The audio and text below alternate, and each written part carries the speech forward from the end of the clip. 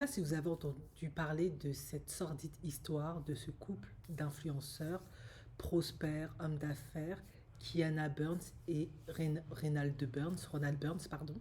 Ils avaient 8 enfants et ils avaient plein d'entreprises, genre coiffure, tout ce qui est dans l'esthétique, barbershop. Et ils étaient aussi sur les réseaux sociaux, ils vendaient plein de formations en ligne, ils gagnaient beaucoup d'argent, ils faisaient du consulting, etc. Ils avaient 8 enfants et ils sont partis rejoindre leurs ancêtres dans un meurtre-suicide 6 mois seulement après avoir déménagé à Atlanta. Pourquoi ils avaient déménagé à Atlanta? Parce que Kiana Burns, qui avait 44 ans, estimait que c'était beaucoup mieux pour développer l'entreprise. Donc son mari, qui avait 46 ans, il l'a suivi, il n'y avait pas de problème. Et le 6 novembre, tous les deux étaient seuls à la maison, et peu avant 21 heures, la femme a envoyé son mari chez les ancêtres, puis elle-même, elle a retourné l'arme contre elle. Juste avant, elle avait publié une photo où elle chantait et dansait avec l'un de ses enfants. Juste avant. Et la police a déclaré que l'enfant se trouvait avec un parent, enfin, l'un des parents lorsque ça s'est passé. Dans d'autres informations, on dit qu'aucun des enfants n'était là. Donc, on ne sait pas trop ce qui s'est passé parce que visiblement, ça semblait bien se passer. Entre eux, ils étaient profondément amoureux. Ils faisaient vraiment des vidéos YouTube, sur leurs réseaux sociaux, Instagram ensemble. Ils montraient leur succès, tout ce qu'ils avaient accompli. Voilà, hein, ils avaient fait un sacré parcours, etc. Et on comprend vraiment pas ce qui s'est passé. Ils montraient absolument des photos de toute leur vie et de tout le luxe qu'ils avaient, comme on peut voir par exemple la fois où Ronald a offert à Kiana une Maserati pour son anniversaire, leur luxe, mais vraiment leur succès.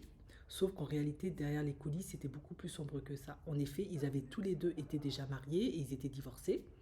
Et Ronald dit qu'il avait divorcé de sa première femme pour infidélité, parce qu'elle n'avait pas été bien, etc. Et que ça n'avait pas fonctionné. Donc il s'est séparé de sa première femme. Et du coup, ils avaient parlé un peu, en tout cas Ronald du moins, de ce divorce-là sur les réseaux sociaux, d'une éventuelle séparation, divorce, etc. Il envisageait de la divorcer. Mais après, finalement, ils étaient revenus à des meilleurs sentiments. Ils ont décidé qu'ils n'allaient pas divorcer, mais qu'ils ne voulaient plus être ensemble. Voilà.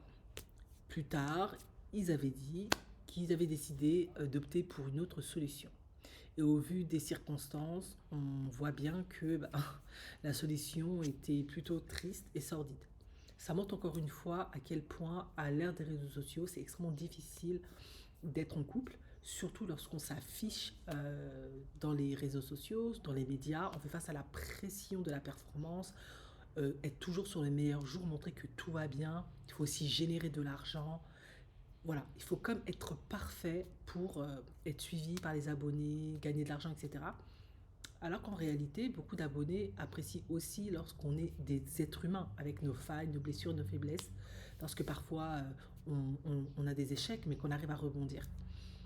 Finalement, ça peut indiquer aussi une chose, c'est que Kiana, de ce que j'ai compris, des deux, était la plus ambitieuse. Pour moi, c'est un peu ça. Pourquoi? Parce que c'est elle qui, dès le départ, très jeune, avait fait sa formation d'esthétique et avait montré sa première entreprise. Et c'est elle qui, même si lui, il était aussi volant, il faut être deux pour avancer, hein, il était aussi motivé, qui mettait beaucoup l'essence dans la voiture, vraiment le carburant. C'est elle qui voulait déménager à Atlanta. Pourquoi? Parce qu'à Atlanta, si vous ne le savez pas, c'est là qu'a commencé les premiers droits civils pour les Afro-Américains, Martin Luther King, etc. Donc elle voyait l'opportunité d'encore plus exploser, avoir du succès. Et c'est au moment où ils sont arrivés là que ça n'allait plus.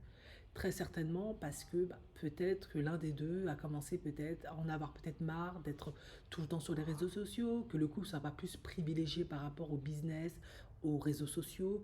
Et ça, c'est un risque quand on est sur les réseaux sociaux, que la famille, les enfants, le partenaire, nous-mêmes, hein, passe au second plan au détriment de l'amour, de la famille, etc. Et que ça soit, enfin, et que ce soit les réseaux sociaux, le besoin d'attention, de gagner de l'argent, la notoriété, le prestige qui passe en avant. En tout cas, ce qui est intrigant, c'est que c'est elle qui a porté le premier coup et on ne sait pas trop pourquoi. Elle a décidé elle-même de se prendre la vie. Et on ne sait pas trop pourquoi. Bon, on sait que ça n'allait pas, que ça arrive que dans des moments de pétage de plomb, parfois les couples, hein, ça peut être des crimes passionnels, portent des actes comme ça. Pourtant, elle n'est absolument pas connue, elle n'a pas de casier judiciaire ni rien, elle n'est pas connue pour des faits comme ça. Elle a juste peut-être craqué, pété les plombs, elle n'en pouvait plus, c'était juste too much et elle a fait l'acte. Par contre, pourquoi elle-même sauter la vie, je ne sais pas. Est-ce que c'était la culpabilité, la peur de faire face au regard de ses 8 enfants, des réseaux sociaux, des médias, ou est-ce que c'était genre à la Roméo et Juliette, c'était un amour tellement, l'amour tellement passionné, elle l'aimait tellement qu'elle n'envisageait pas de le perdre.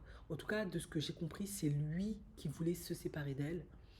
Est-ce que elle, elle ne souhaitait pas ce divorce parce que, aux yeux des autres, du public, l'image de sa famille, soi-disant parfaite, l'amour idéal, le black love comme ils appellent aux États-Unis, était telle qu'elle n'était pas prête à faire face à, à être seule avec ses enfants à elle, entre autres, hein. Ben, les 8 enfants, enfin peut-être pas les 8 enfants parce qu'il y a les enfants à lui. Est-ce que c'est pas ça qui l'a poussée à commettre l'irréparable? Elle s'est construite une certaine image à travers les réseaux sociaux qui reflétait une fausse réalité, une idéalisation du couple, du mariage, de elle.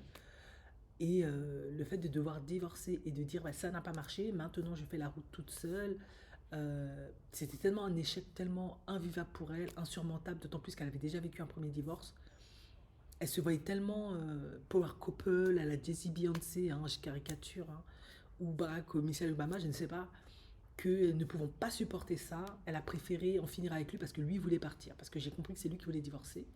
Et elle s'est ôté elle-même la vie par la suite parce que ben, si lui n'est plus là, ça n'a plus de sens de continuer. Et puis de toute façon, peut-être qu'elle a compris, faire face à ce que je viens de faire, c'est juste impossible à vivre. En tout cas, moi, c'est des hypothèses, je ne sais pas.